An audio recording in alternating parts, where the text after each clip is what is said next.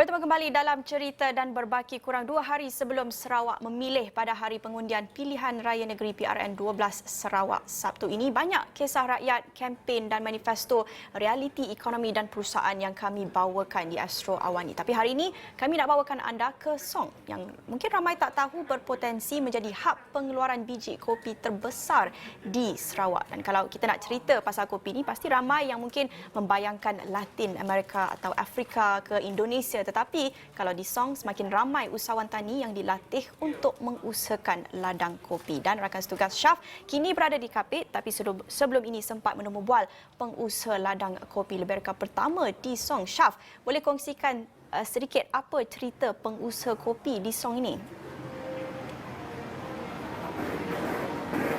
Baik, terima kasih Naila di Bukit Jalil. Seperti Naila terangkan tadi, kita selalu mendengar kalau biji-biji kopi ni kita dengar di negara-negara Amerika Latin, di Indonesia, Vietnam. Tapi kali ini di Song.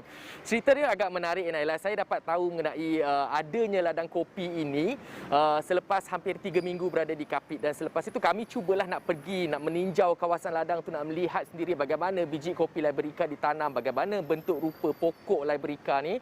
Jadi ketika kami sampai ke sana, kami terkejut sebab bila kami sampai memang tapak tu kosong. Di tanah seluas 5 hektar tu kosong dengan ada cerun bukitnya tapi kosonglah. Dan saya dimaklumkan oleh pengusaha tersebut, rupanya mereka baru sahaja nak menanam anak pokok biji kopi Liberka itu. Tapi itu bukan ceritanya. Apa yang saya tertarik sebenarnya Naila ialah kisah visi dan misi pengusaha ini, iaitu Ayung Andam yang sempat saya temu bual. Dan ceritanya sangat-sangatlah menarik sebabnya satu, kita tak tahu, memang dekat Song, dekat bahagian Kapit ini belum ada lagi pengusaha atau penanam pokok kopi Liberka. Dan di Song, katanya beliau memilih kopi Liberka kerana tanaman itu senang untuk diusahakan. Dan antara lain, visi dia juga besar Naila sebab dia nak menjadikan Song sebagai sebuah hub ataupun pengeluar kopi terbesar utama di Sarawak, selain melatih golongan-golongan belia ataupun masyarakat-masyarakat tempatan yang berminat untuk menyertai dalam pada masa yang sama, menyediakan latihan dan juga diberikan kursus-kursus tertentu sebelum mereka boleh menjana pendapatan. Dan pokok Liberka ini terangnya lagi akan membuahkan hasil dalam tempoh 2 tahun Naila. Dan mungkin kalau dapat dilihat di visual yang sedang dimainkan ketika ini, dapat dilihat betapa kosongnya tapak tersebut. Namun sebenarnya hampir lebih daripada 1000 anak pokok kopi Liberka sudah pun ditanam di situ. Dan kita nak dengarkan dulu kenapa Encik Ayung Andam memilih untuk menanam pokok kopi Liberka selain daripada tanaman lain. Kita dengarkan dulu Naila. Bila kita melihat bahawa betul Malaysia mengimport kopi 98% daripada negara jiran, daripada Vietnam dan Indonesia. Yang terbesar sekali adalah Indonesia, 48%. Ya, kalau dibandingkan dengan di dunia memang kita memang jauhlah ke belakang. So oleh demikian, inspirasi saya semula timbul apabila mengetahui bahawa itu ada peluang yang begitu besar untuk kita membuat tanaman ini. Baik Naila, seperti Naila dengarkan tadi dan penonton-penonton dengarkan tadi, itu antara punca utama mengapa beliau merasakan kopi Liberka ada potensi untuk ditanam di Song, memandangkan negara Malaysia sendiri secara khususnya banyak mengimport kopi dari Vietnam dan Indonesia. Dan sebenarnya lagi Naila, antara visi di beliau adalah untuk, seperti saya dah cakapkan tadi, dia menjemput penduduk-penduduk dari rumah panjang di sekitar Song atau secara spesifiknya di bawah Dewan Undangan Negeri Dun Katibas untuk sama-sama menyertai projek penanaman tersebut. Modal dikeluarkan sendiri, tapi pada masa yang sama latihan diberikan. Dan ada lagi inisiatif yang menarik untuk belia. Bila saya tanya fokus kepada belia macam mana, sebab kita tahu kurangnya penyertaan belia dalam sektor pertanian khususnya di kawasan ini. Dan beliau berkata sekiranya ada belia yang berminat, beliau mempunyai perancangan yang lebih banyak di masa akan datang, khususnya membina infrastruktur yang lengkap seperti minibar, pusat pemprosesan, pusat pembungkusan, sekaligus melatih belia-belia ini untuk menjadi pengedar yang baik untuk membawa hasil produk tanaman kopi tersebut ke pasaran luar.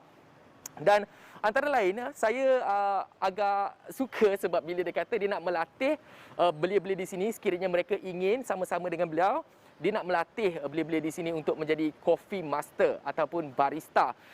Dan mereka ini akan diberikan pendedahan sebab Encik Ayong berkata dengan saya ada rakannya yang membuat kajian secara khusus mengenai biji kopi Liberica ini dan bagaimana kita nak mendalami ilmu tentang pemahaman ataupun nak mendapatkan pemahaman yang lebih lanjut mengenai biji kopi. Jadi beliau merancang untuk membina fasiliti-fasiliti tersebut di tapak tersebut juga. Dan pada masa yang sama nak memberikan latihan khusus kepada belia supaya membolehkan belia ada kemahiran dan ada bakat tertentu sebelum nak melangkah keluar meninggalkan Song dan bekerja di bandar-bandar besar. Kita dengarkan ini apa antara cadangan ataupun inspirasi dan aspirasi Encik Ayong ni. Selain daripada kita nak tanam kopi, untuk belia ini kita nak dia orang terlibat dalam pemprosesan. Satu. Kedua, dia menghasilkan packaging, pembungkusan. Lepas tu kita perlukan mereka untuk pengedaran. Lepas tu kita akan nakkan mereka terlibat dalam satu lagi itu barista. So jadi belia suka kan, dia suka ke bandar. So kita latih dia untuk menjadi seorang barista supaya dia boleh menikmati gaji lebih besar bila dia pergi ke bandar untuk bekerja sebagai barista di kedai-kedai kopi. Baik, itu antara aspirasi dan inspirasi Encik Ayong Andam dan pastinya beliau telah menjemput kami secara peribadinya sekiranya pokok kopi tersebut telah membuahkan hasil dan ada sesuatu yang baru ingin ditunjulkan. Pastinya dalam tempoh 2 tahun akan datang kami akan ke sini semula ke Song secara spesifik untuk melihat bagaimana tanaman itu berjaya dihasilkan dan apa langkah seterusnya untuk menjadikan Song sebagai hub pengeluar kopi terbesar di Sarawak. Naila.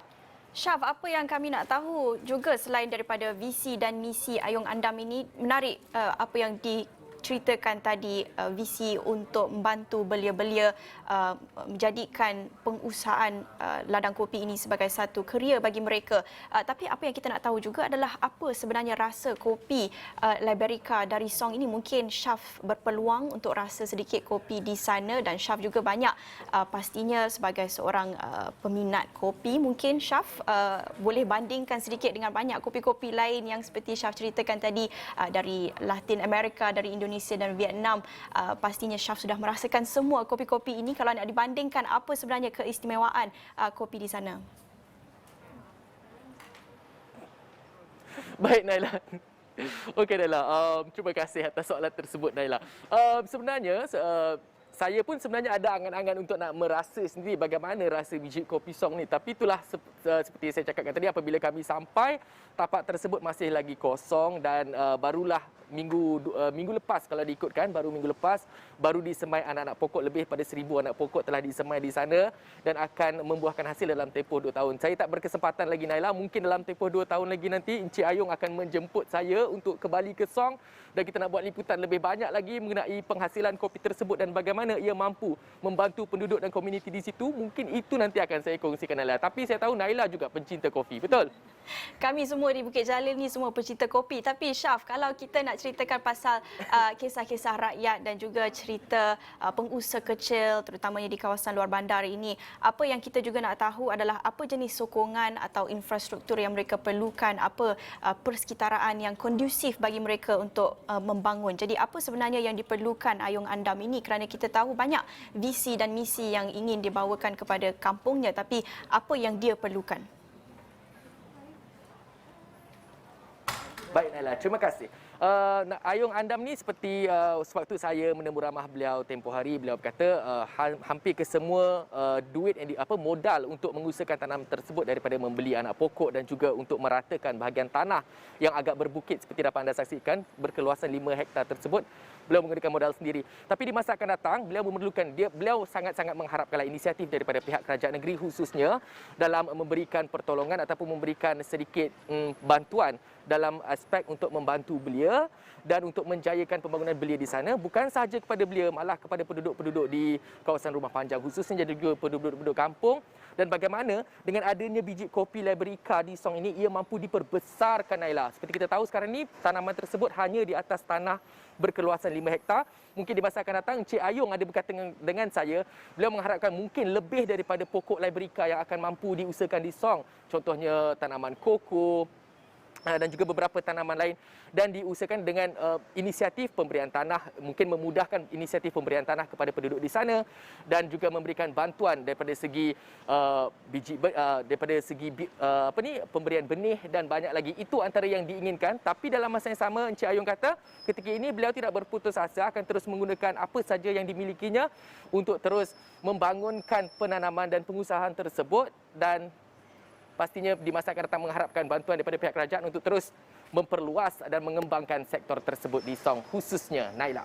Syaf, menarik apabila kita dengarkan Encik Ayung ceritakan tentang visinya bukan sahaja untuk menjayakan bisnes dia, tapi pada masa yang sama untuk bantu belia-belia di kawasannya turut mendapatkan peluang pekerjaan. Beliau ada visi yang sangat long term untuk melihat bagaimana perusahaannya boleh membantu belia di kampung ataupun di kawasannya. Tetapi kita nak tahu juga, kalau kita bercerita dalam konteks Sarawak Memilih ini, kalau kita bercakap tentang peluang pekerjaan ataupun apa sebenarnya pekerjaan ataupun sumber ekonomi utama buat belia di Song ini, kalau boleh Syaf kongsikan sedikit apabila tinjauan ataupun melakukan pemerhatian di sana, bagaimana agaknya komposisi pekerjaan ataupun kemahiran belia di sana. Kalau sebelum kita nak ceritakan tentang visi pada masa akan datang, tetapi ketika ini apa merupakan mungkin sumber-sumber ekonomi utama buat mereka di sana? Baik Naila, ini adalah kawasan yang keberapa saya pergi? Dah antara banyak kawasan yang saya pergilah. Kalau di kawasan pedalaman, khususnya di kawasan luar bandar seperti Kapit dan Song ini, sebenarnya jumlah belia itu dah tak ramai. Ramai yang bergerak keluar untuk mencari rezeki, ramai yang bekerja di luar, ramai juga yang berada di bandar-bazar besar seperti di Miri, di Sibu, di Kuching, di Kuala Lumpur, di Johor khususnya, dan ada juga yang pergi mencari peluang pekerjaan di Papua dan juga di Australia. Dan itu antara yang dikongsikan bersama dengan saya.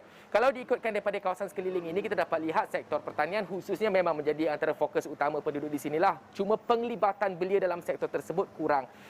Namun Naila, kalau kita melihat daripada sektor lain lah, mungkin daripada pembangunan belia dalam sektor teknologi khususnya, di Kapit ini sendiri dah ada kelab e-sport yang memfokuskan kepada membangunkan belia dan membangunkan bakat belia dalam bidang tersebut.